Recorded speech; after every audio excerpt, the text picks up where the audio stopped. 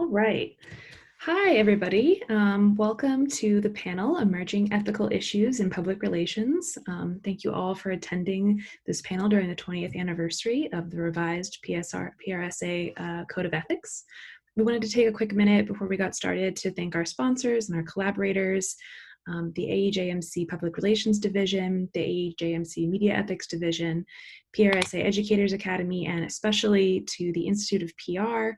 Shout out to Tina and Nikki especially for hosting our session today. My name is Kristen Buckley, and together with Carlina DeRusso, we're going to serve as your co-moderators.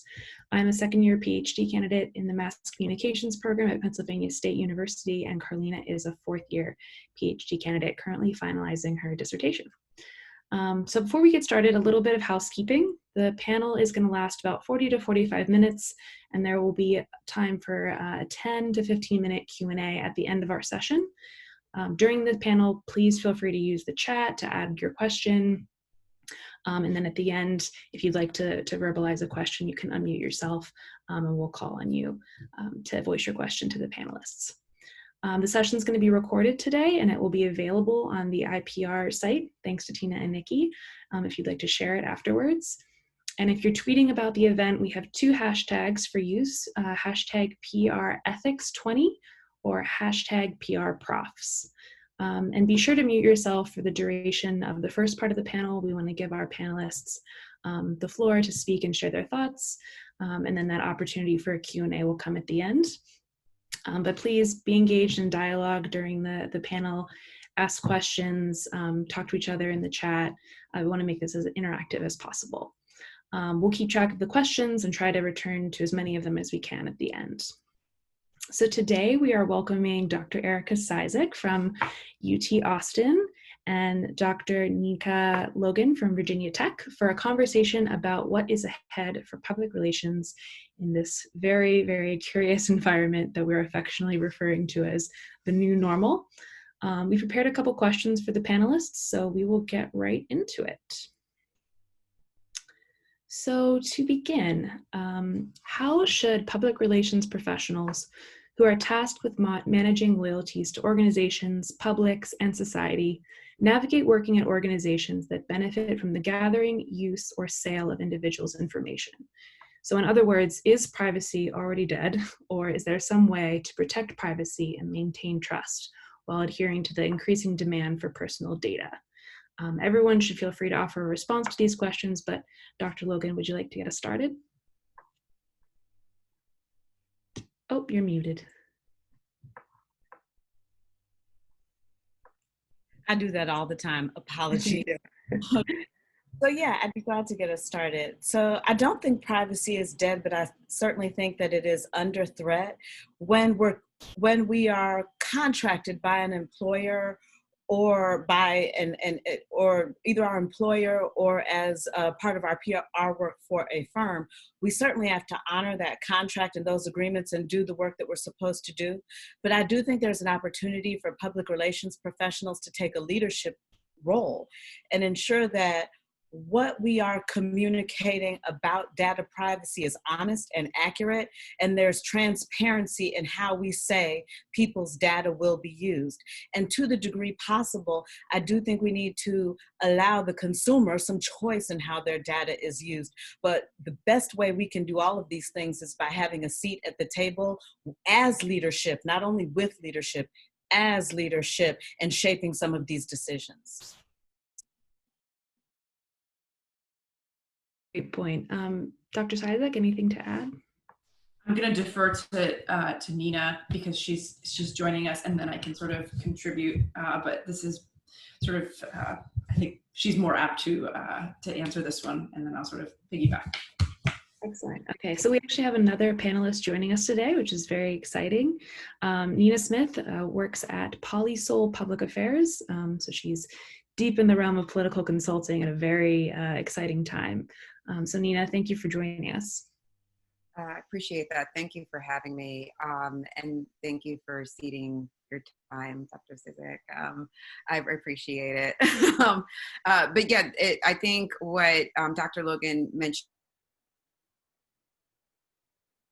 for transparency It's much better for, in my case, clients or for the organization you're working for to be as clear as possible with the consumer or their audience, how this data will be used, when it will be used, because more and more we're hearing about backlash against it could be candidates or sometimes campaigns when their data is showing up in emails that they never signed up for, and that sort of thing. And it's becoming a bigger issue, I think, on the campaign side, where a supporter may sign up to be on an email list with a particular candidate, and then somehow, some way, their name ends up on 4 or 5 other lists. And so it's becoming something that is so critical to building trust and maintaining trust between your client and the audience and consumer they're trying to reach. Absolutely. Dr. Sizek, any thoughts? Sure. Yeah. I have some sort of a mantra. I guess that's kind of how I sort of approach thinking about public relations and communication. And one of the things that I'm going to sort of have as my through line for today's conversation is this need for us to rethink the role of public relations, specifically emphasizing people over profits. And so I just want to sort of plant the seed for that, and I'll come back to that time and time again with our questions. But thinking about data and thinking about privacy, to what end, right? What role do data help us, what objectives do data help us achieve? And if they're profit oriented, we need to question that.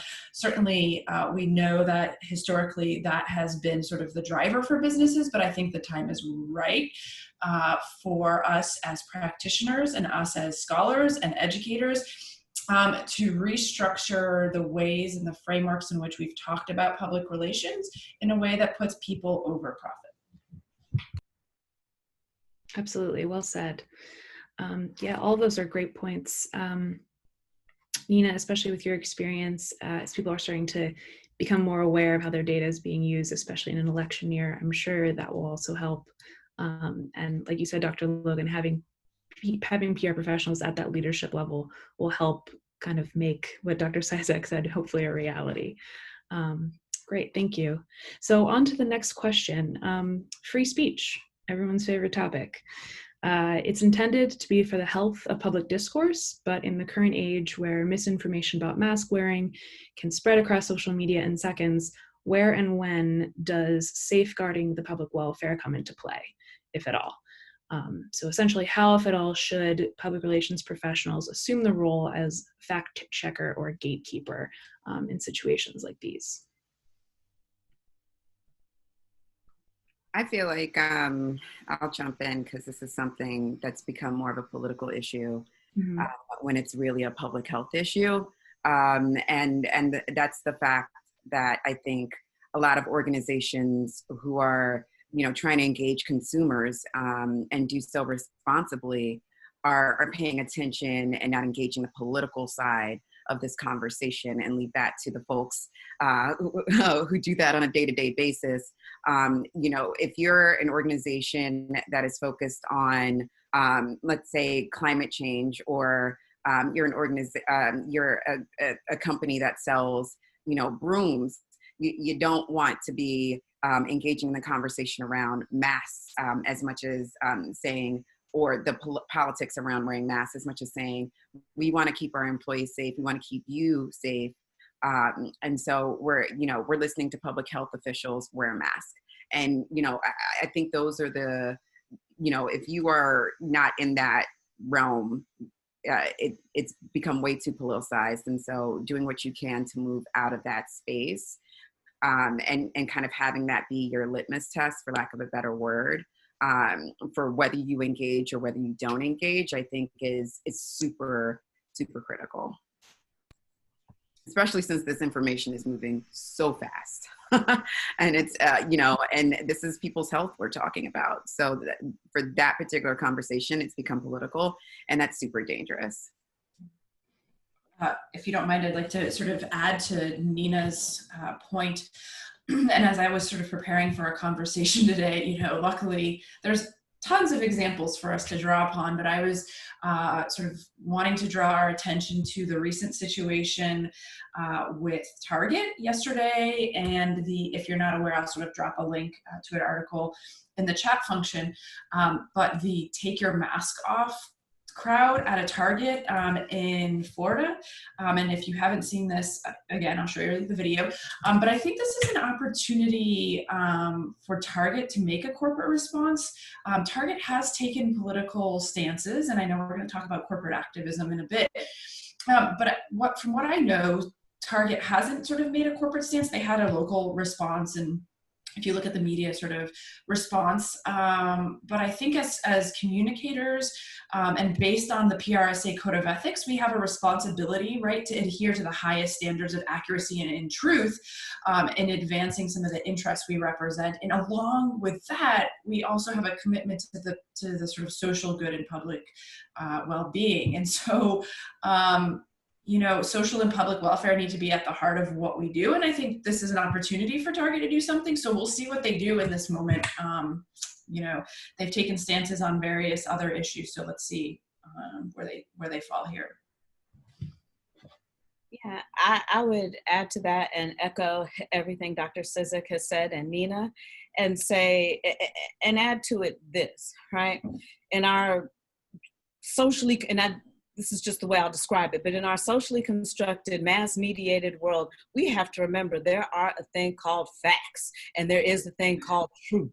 And I do think we have to take a stand, and I think that we have to stand on the side of science. And as Dr. Cizik said, this is the time for PR people to put public health first. We know certain things are beneficial. We know certain things are harmful. When the politics gets in the way and starts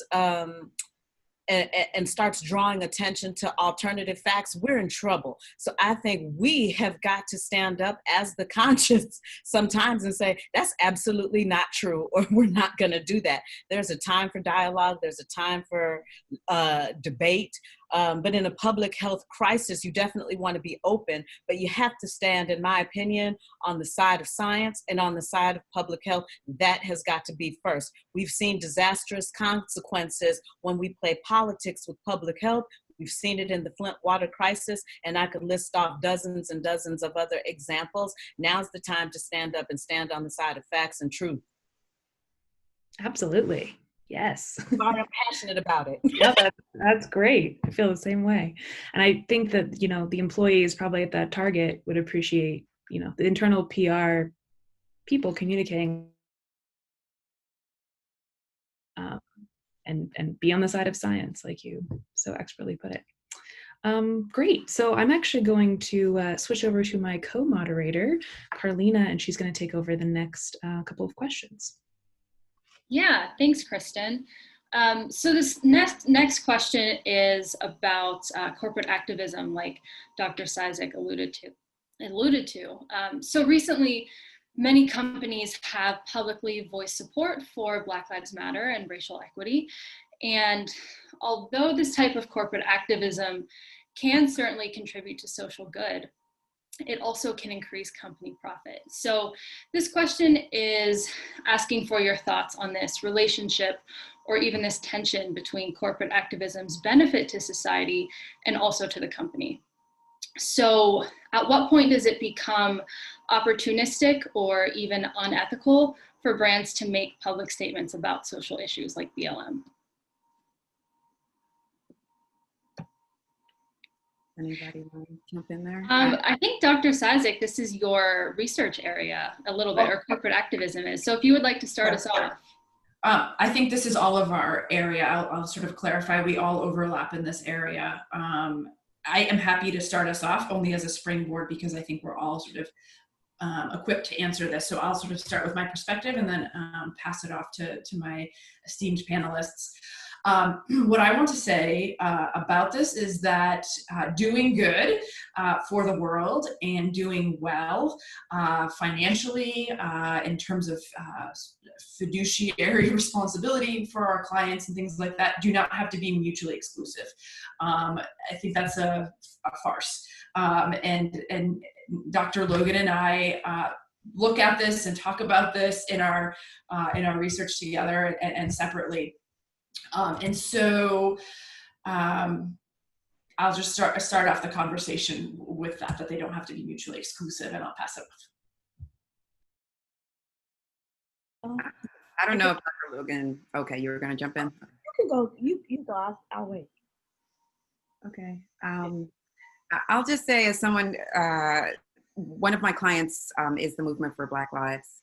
And so within that framework, thinking about it, ultimately, for a lot of brands engaging in this, from an ethical standpoint, I think a lot of this starts within the structure of the organization itself.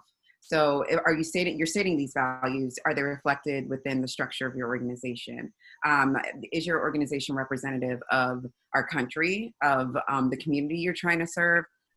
Who's involved? And I think what a lot of brands, or at least the clients I have, who before this moment were wrestling with these questions, but there's some folks who were already engaging in this issue. I think it's really critical to do a self-examination first and to check yourself first so that you can model what you want to see in the world. And that's something that is a big value within the M4BL ecosystem.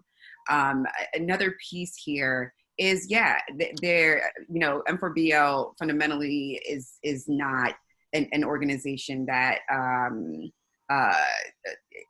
is pushing for more capitalism in the world, considering the current structure and framework and the basis of that system on the backs of Black people, and how it's currently, killing us in a number of ways, whether it's coronavirus, whether it's health disparities, whether it's breathing in bad air. It's numerous, and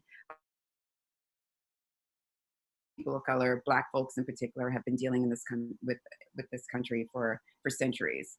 And so, I think in terms of intention and really doing that work internally first is so critical from an ethical standpoint.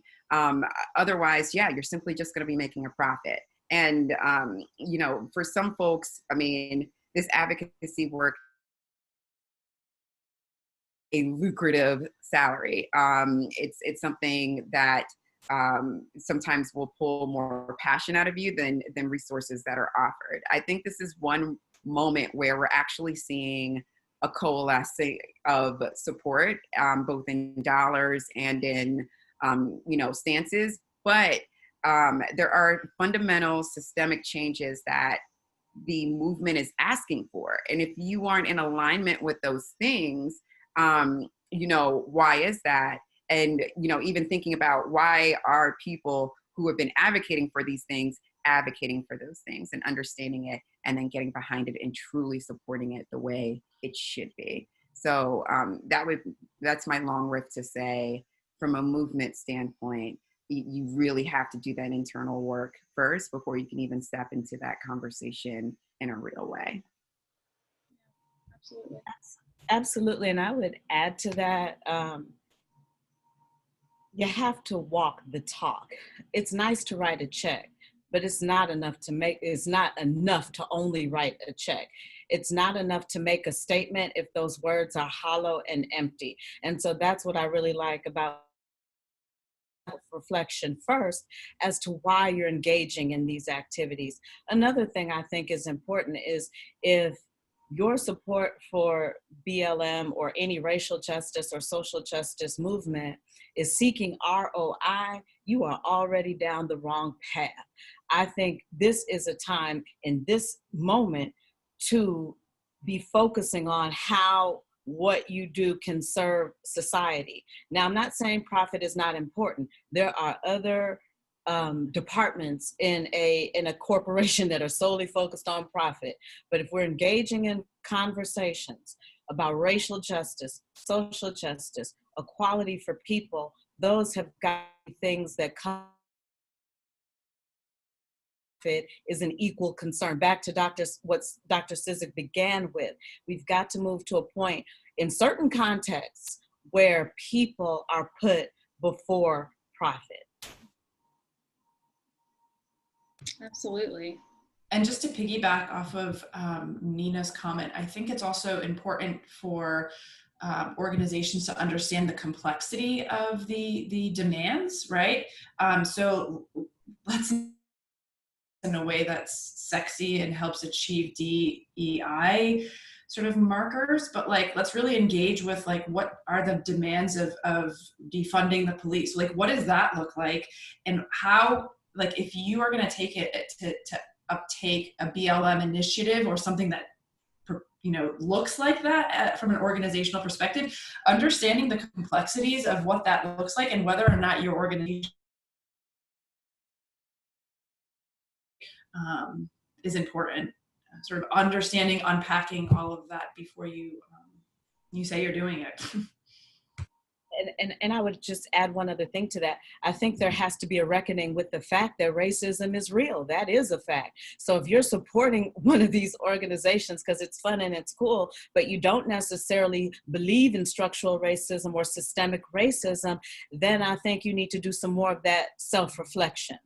There's things we can debate in society. There are things that are pure fictions, but some things are real and experienced every day. And you have to have an understanding of the circumstances that led to George Floyd's death, that led to Breonna Taylor's death, that led to Ahmaud Arbery's death. And I could take up the rest of the time with all the other people that have unfortunately passed away, but these things are real.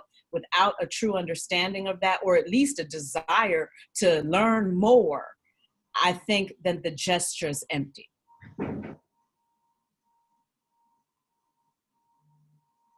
Well, and for those, I saw a comment in the chat that I think we can address. I think worrying about profits can be sticky in some environments. And I would argue to pivot to the fact that we're seeing when you do go in that direction, you can make a profit, that people are more inclined to spend money and maybe even a little bit more money if they know it's going towards, you know, some greater good or some.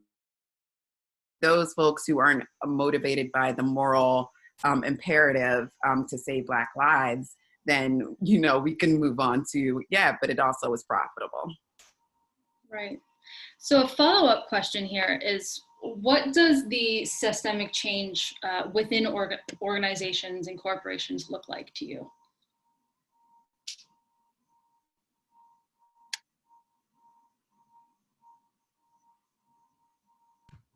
Well, it goes beyond sort of the mandatory trainings, right? That's like baseline baloney, right? And Nina, I know you're much more equipped, but I just want to say that's not what it looks like.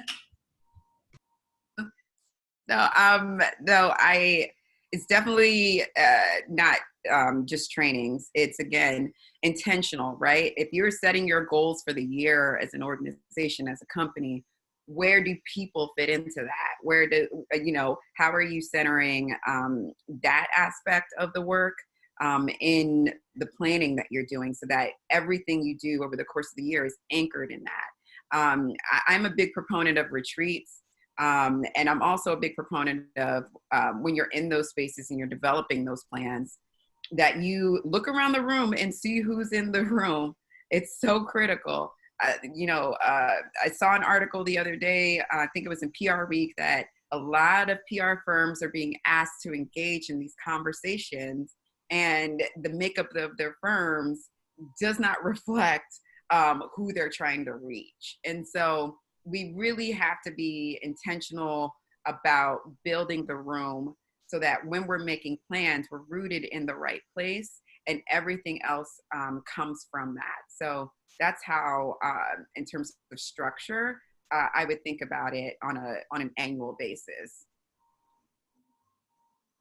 Yeah, I agree 100%. I think we should be looking at the structures of our organization and try to ensure, and this takes years, right? It's not going to be anything that happens overnight. So we have to be willing to understand that we have to endure to see the type of change that we would like to see, to make sure that our leaders teams down to the rest of the teams in the organization reflect the kind of diversity that we would like to see, not necessarily the type maybe in our community, but the type of diversity that we would like to see at our organizations. I also think there's an opportunity for us to go beyond that, and it sounds simple and basic, but it's in those day-to-day exchanges in the hallway with people that sometimes you walk right by.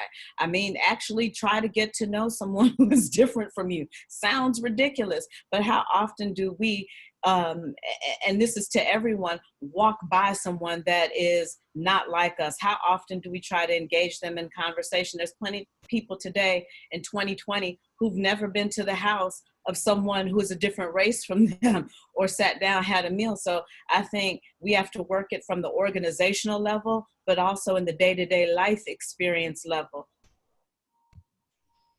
Yeah, so much about that. And I want to just contribute one more thing before we move on to another question. But when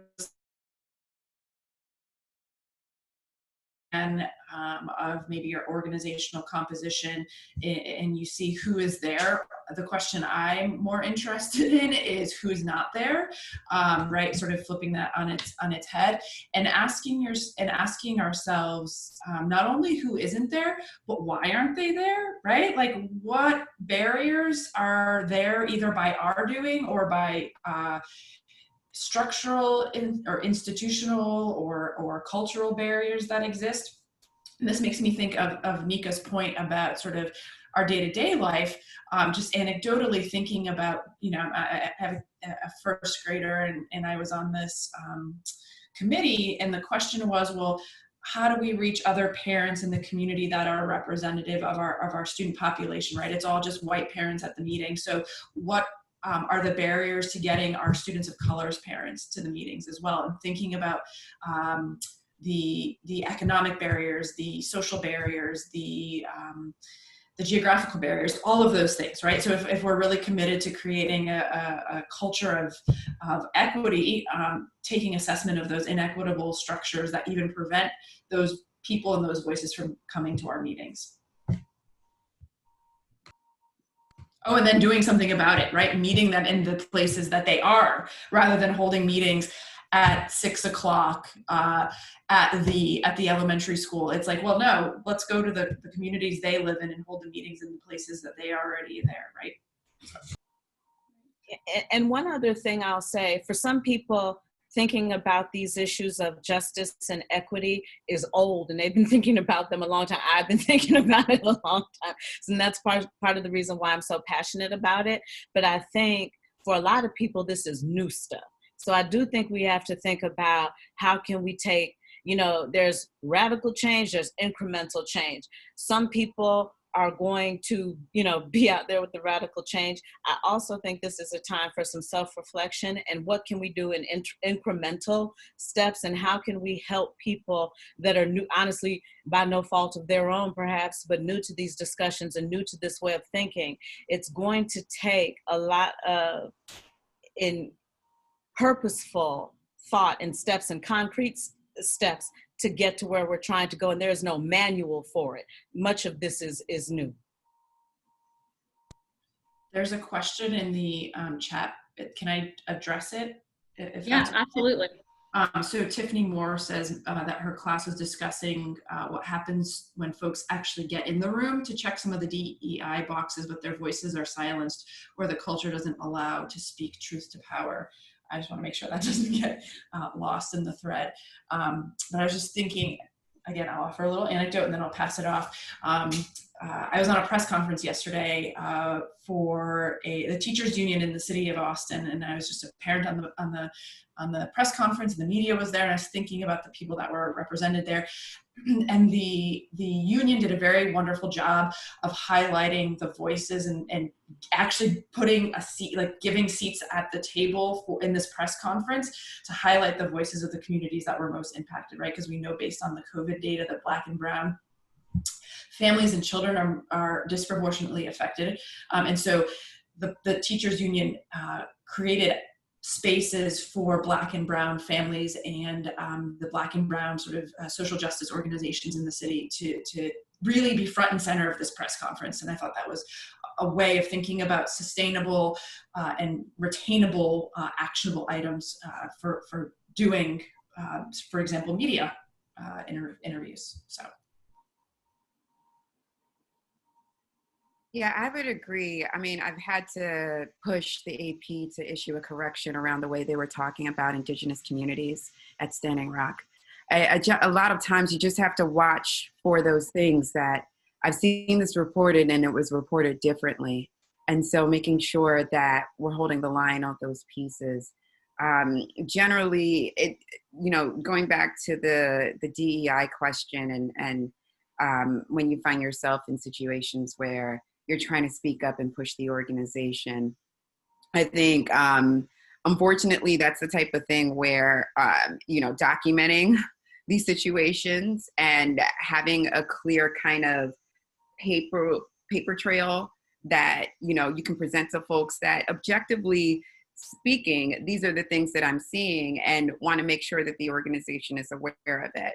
To me, I feel like you can try a couple of times, and if the organization isn't truly interested, if you're the one being asked to take that load, and I've been there in terms of leading it, then I would walk away from that situation.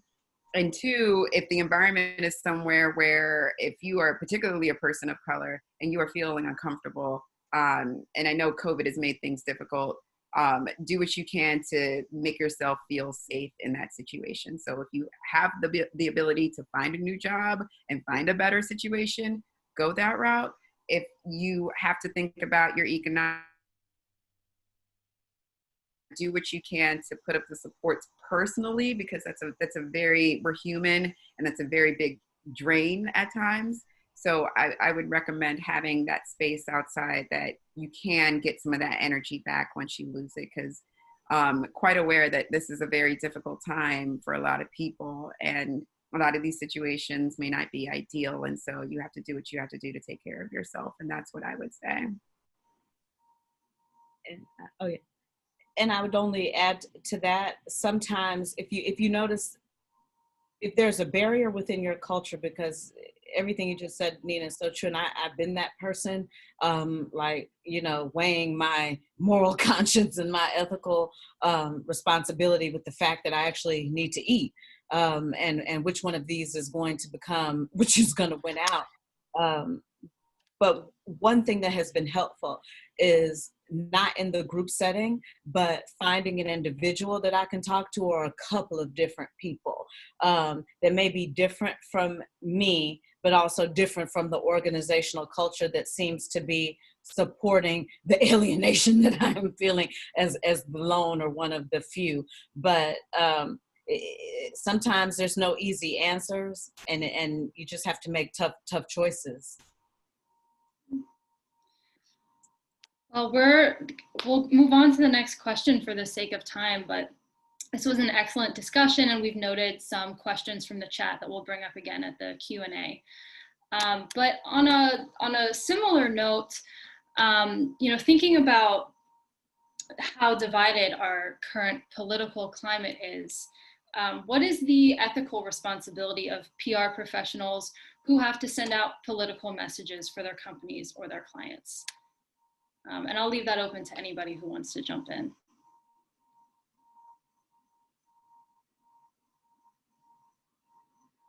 I mean, I think because I have my views personally, but I would say as a PR professional, I think the positioning of a lot of organizations at this time should be oriented to the people they're trying to serve. And I think if you are focused on, who you're trying to serve, who you're trying to deliver products to, and, keep it focused there, that ultimately you will fall on, and honestly, like the right or wrong side of history here, I'll leave it to whoever to interpret it.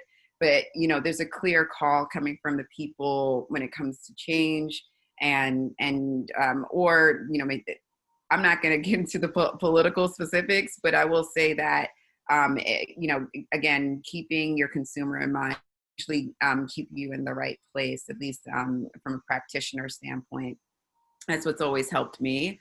I work in a space where, for me, where I stand is usually aligned with the organization or client I'm working with. It's very rare because PR is so fatiguing, because, a lot of times we are putting everything 110% into anything that we're doing as PR professionals, that I want to make sure I'm in a space where I feel good about the work I'm doing and I can get up every day willing to work 14, 15 hours to get something done.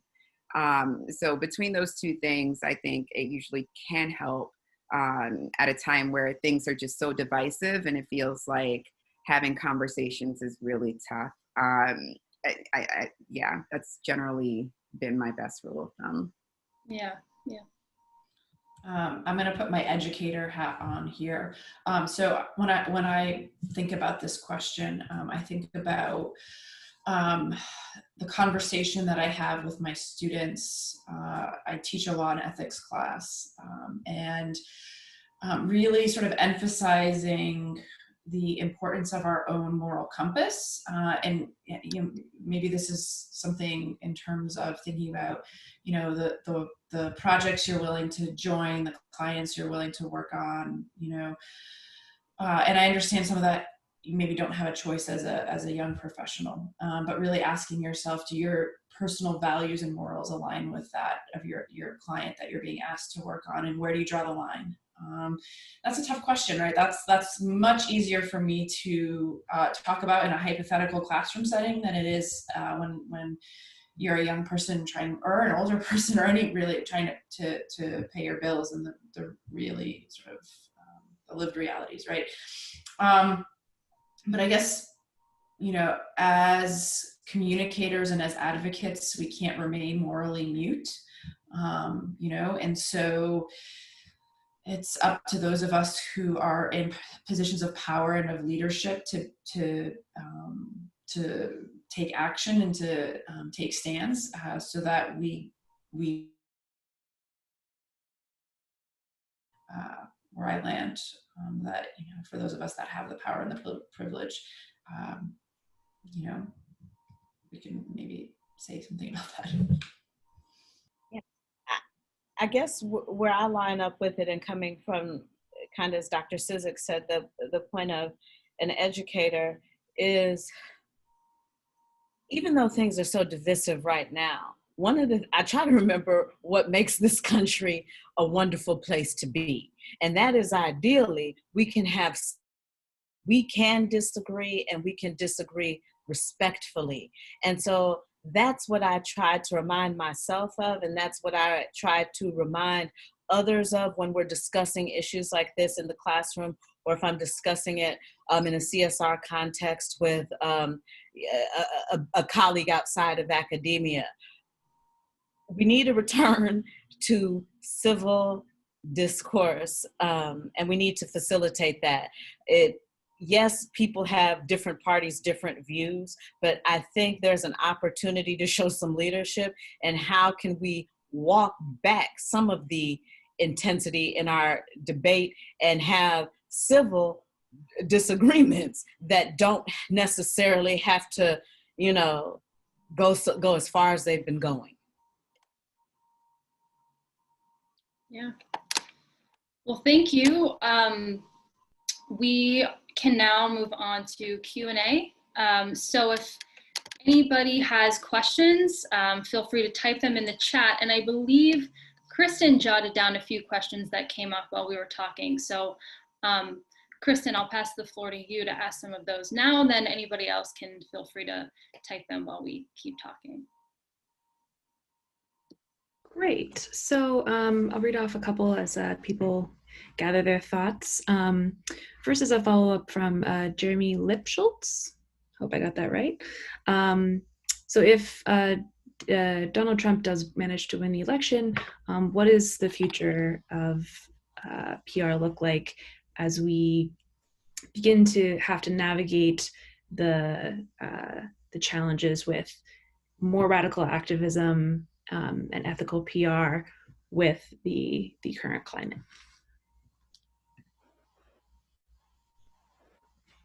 I mean, PR has to be fluid. We are, one of the few sectors where, we are constantly moving with the beat of the news cycle. And so with that, this is kind of what's dominating, just from a nonpartisan perspective, and you're looking at this from a historical perspective, the news cycle has been flipped on its head. Fridays are now viable news days. That was like not a thing, but this, and so because of where, our obligation, lies in terms of uh, speaking the truth and trying to be as accurate as possible without falling into the hyperbole that we get accused of at times. But, I think it's super important to rely on that space, but also remember that we're messaging to people who like have other concerns throughout the day and like are thinking about other things, about what the most important thing we want them to remember. And I do have some to call out the lies. But we get so focused on calling out the lies that we're not thinking about, okay, so what are we doing? What are the situations that people are facing as they're going to the grocery store and trying to buy milk on a day-to-day basis in the middle of a global pandemic? There's just so much that I think his presidency has definitely distracted us from having that conversation. It was a problem already to begin with a lot of politicians. But it's become that much worse. And so we do have to remain fluid. If it comes to a place where literally our country's in chaos and our functional institutions that are bound by the constitution isn't functioning that way, then yes, we have a role to play. We command access to the media, which is the primary method of getting out information in a rapid manner. So, it falls to reason that we would have to move with the times to be that ethical authority, or at least support the ethics of the moment the right way. Great. I just want to piggyback off of what Nina was saying. One of the things that is not an answer to the question, but more maybe a rhetorical statement. One of the things that is of most concern to me is the ways in which the current administration has shaken public trust of media institutions. And I think that might be the real crisis for public relations. Not one I have an answer for, but one that I think requires a lot of reckoning with. So I don't know if anyone has a response to that, but I just want to sort of plant that. I would add to that in this, as I said before, socially constructed, mass mediated, and media institutions, faith in our government, but faith in the idea of truth itself. And so that's why I go back to, we've got to, no matter what happens, hang on to some semblance of truth and fact, even though we may disagree on the features of those things. And that's especially hard for PR people because our reputation is already compromised by those who behave unethically and have either never heard of the PRSA code of ethics or certainly disrespect it. We're going to have to step up our level of being guardians of, we're going to have to step up our level of being guardians of some level of truth and accuracy, regardless of what happens. Yeah, an important follow-up question that's come up is, do PR professionals at the current time have the power to do that? Do they have the resources, reputation, like you mentioned, to be those moral gatekeepers, and do more than just recommend internal changes to companies? I mean, to me, I feel like we're the ones who are typically shaping the messaging and the words that are coming out of, externally from the organization. And so, in that aspect, yes, that's where our power is. The other piece, to speak to Dr. Logan's point about mistrust in the media, there's, I'm tracking the Pew Trust poll, measurement of trust. Local media is still a place that many Americans trust. And so there are times when we're doing, different campaigns, we will have a local track to kind of help us, especially when you have a storyteller connected. And so you have to also think about the messenger as well. If it is a PR professional, then yes, they're going to think it's a spin. If it's the head of a company, they may think that, okay, yeah, they have to make a profit. But if it's a customer who's had a fantastic experience, that's a validator that can push, the company in the right direction. And so I think it's as much about what we're saying. Who is saying it is as important as what we're saying. And I think that's something else that as PR professionals, we have to be very thoughtful and intentional about engaging. Great. And another follow-up question we have from the chat is, what can we do to decrease that Dr. Logan mentioned? Oh, and that was from Shelby Hurt. I guess I'll begin with that one. That's where I think you have to turn inward, and you have to be able to do a couple different things. One, know the power of no and don't overextend yourself. So there's times you can say no, there's times when you can't. But I think to overcome that fatigue, you have to understand you can't put the burdens of an entire race or group of people on your back every day. What you've got to be able to do is know who you are, know what your values are, and know what you're going to stand for, and know what you're not going to stand for, with some level of flexibility and grace. So I think for me, I have a support system. I have a wonderful family, and I'm grateful to God for that. I'm a spiritual person. And so that has gotten me through. I think each individual has got to find what their strength, their, what do I always say, may the force be with you from stars. You've got to find your own force. And that's what you turn to and draw to get you through some of those alienating times. And sometimes it's just tough. I could, tell you stories of how I thought I was a member of the team and then found out I wasn't. But it was turning to family, turning to friends, my support team, and my faith that got me through. I wish I had a better answer or a magic wand or something, but I don't. That's what I. Yeah, I'll echo that. After a certain, I remember when I first started working, and I wasn't necessarily in PR just yet, but I just come out of college and I worked on a campaign, and I was hospitalized twice over the course of the campaign because I just wasn't taking care of myself. I was eating horrible food. I was sleeping terrible hours. I was driving too much and not taking care of myself enough. And so how I'm almost comparing this is I've been in organizations where I've not necessarily been hospitalized, but I felt that same thing. And that very early experience taught me to be very aware of what works for me and when I need to kind of slow down and rest, right? What is a day that I can work from home, or maybe can I take a couple of hours? Because, if the organization is the source of the drain and is pulling at you, then it's critical that you have some sort of outlet that can replenish you. And the organization, again, it's draining you, and obviously they don't have an interest in replenishing you. So you have to be your advocate and make sure that you are carving out the space, surrounding yourself with the right people. If you have girlfriends who are draining you too, you need to find a way to insulate those unhealthy drains of your energy so you can protect yourself, because no one else is going to look out for you like you can. And I'll just one other follow-up. There's somebody, just one or two people in that organization that you can become like tight with. Like sometimes you don't even need to speak to that person. It's just a glance. And then that gives you that, right? That's just that. And it gives you energy and it gives you life. So some of those things I think can propel you forward, support system. But if there's just one or two people, and they don't have to look like you. If they do, that's great. If they don't, but somebody who as a friend that you can just, you don't have to even speak. It's already understood. And then when you get out of work, you can speak. Excellent.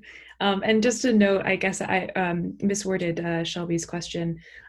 She was asking that from the perspective of someone who's not a person of color, and she was saying, and I guess being that support is one of the things you can do to help reduce the fatigue. In that same mindset, a question from Burton St. John.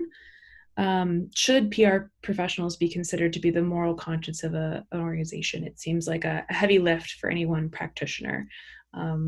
How, if at all, should we recast the PR person in that type of role where that free labor is kind of being placed on them?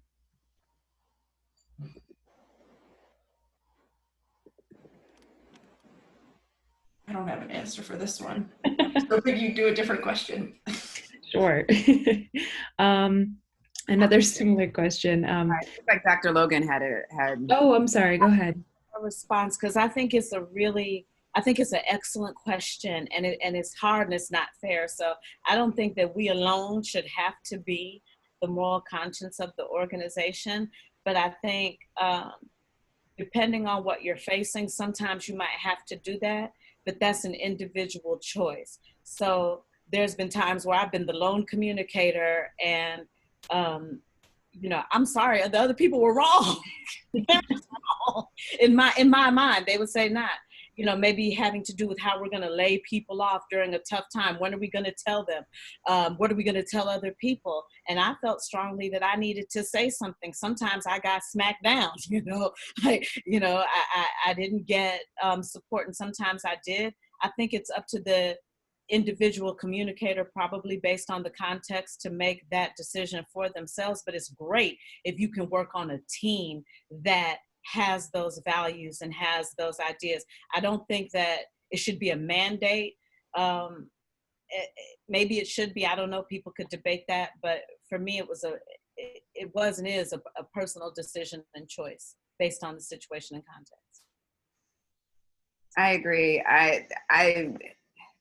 It's just a habit. If I see something, I used to untangle my mom's jewelry when I was a kid because I just hated seeing things in knots. So, I just, for me, instinctively, that's something that I take on, but no, you don't. Again, though, you are responsible for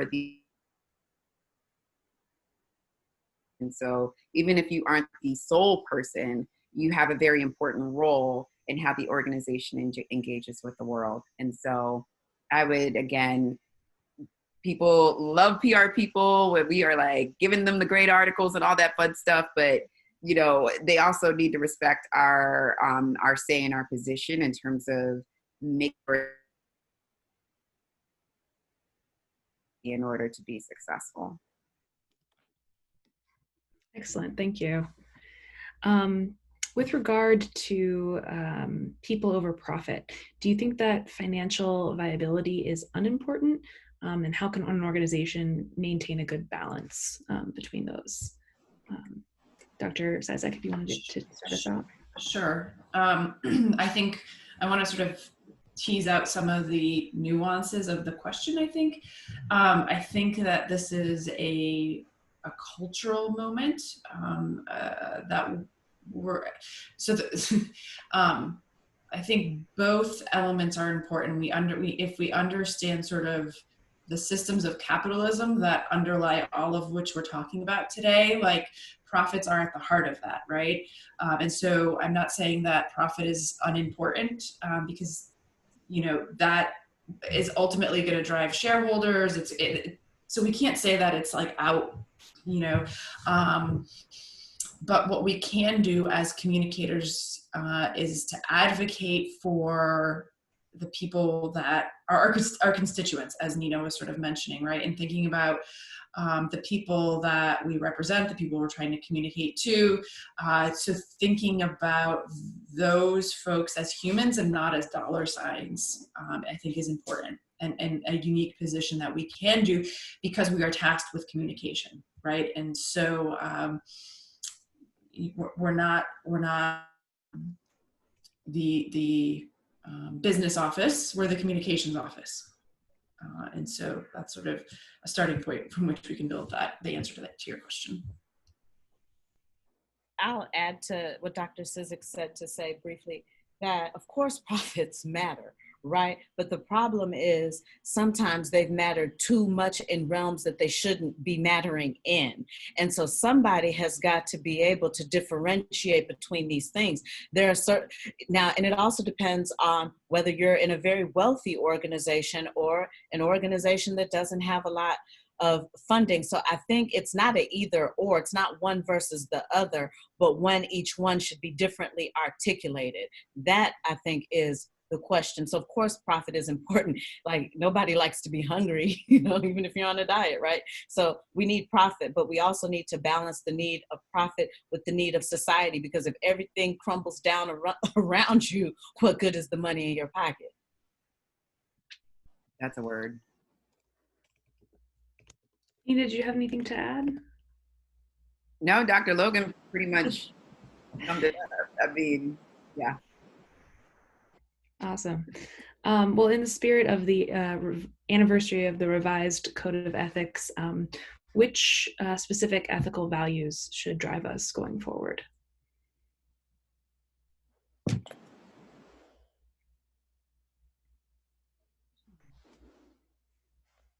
I mean, I think, because this is always definitely, it shows up differently for different people, but trying to tell the most objective story and making sure that you have storytellers, you know, who are impacted, or, you know, the subject matter in some way, shape, or form, they are involved in the communications process. I think, you know, those two things, it can really help in turbulent times, in times where it feels like the media industry is shrinking. So it's increasingly difficult to tell these really important stories. But I think having and maintaining that commitment and getting that really one good positive story is critical, because we are being flooded by the negative, and you know, it's having a mental impact on a lot of people, in as much as COVID's already had an impact on folks. And so this is just a whole different world that I don't think anybody before March 1st, 2020 thought about or considered, you know? So I think for us, commitment to the truth, commitment to flexibility, and commitment to the people will really carry the day for us. I'll add to it, enhancing the profession. I think we really have got to work on helping people to see us differently, as people who can not just write awesome messages, but people who can lead thought in an organization, people who can help you manage the truth, not run from it. That was the same one I picked as well. And I think Alan Kelly in the comments noted this idea. So I didn't mean it to seem as if we are all sort of homogenous, all of us panelists, that we all sort of believe people over profit. It's an ideal that is complex in its application, if that makes sense. So certainly I didn't mean it to seem as some sort of starry-eyed educator stuck in academia. I understand the realities. And so, but I do think because this panel is asking us to rethink ethics after the 20 years of these codes of being written, why can't we be, starry-eyed a little bit and really thinking about grounding our work in a sense of humanity. So certainly I didn't need to come across as naive or, stuck in my sphere of academia and educating. So I apologize if that's how I came across. But for me, this panel was an opportunity for rethinking the future. And for me, that's what I'd like to see. And the steps in which we take to get there certainly, will be a challenge, but I guess for me, it was, as I mentioned in the first few minutes, it's a mantra, right? And so that's something we use in a spiritual practice of some sort. So if we think about approaching our practice and our careers and our whatever, you know, associations we have with the discipline, may that guide us. Thanks, Dr. Cizik. That was a great note to end on. So we are out of time, and I'd like to thank our panelists, Nina Smith, Dr. Logan, Dr. Cizik, for attending and sharing your thoughts on emerging ethical issues in PR. And thank you also to our sponsors and our collaborators, AEJMC Public Relations Division, PRSA Educators Academy, AEJMC Media Ethics Division, and especially the Institute for PR. And shout out to Tina and Nikki for hosting our session today. So thank you everybody for your time. Thanks for a great conversation. And if your questions weren't answered, for those who attended, feel free to tweet it and keep the conversation going.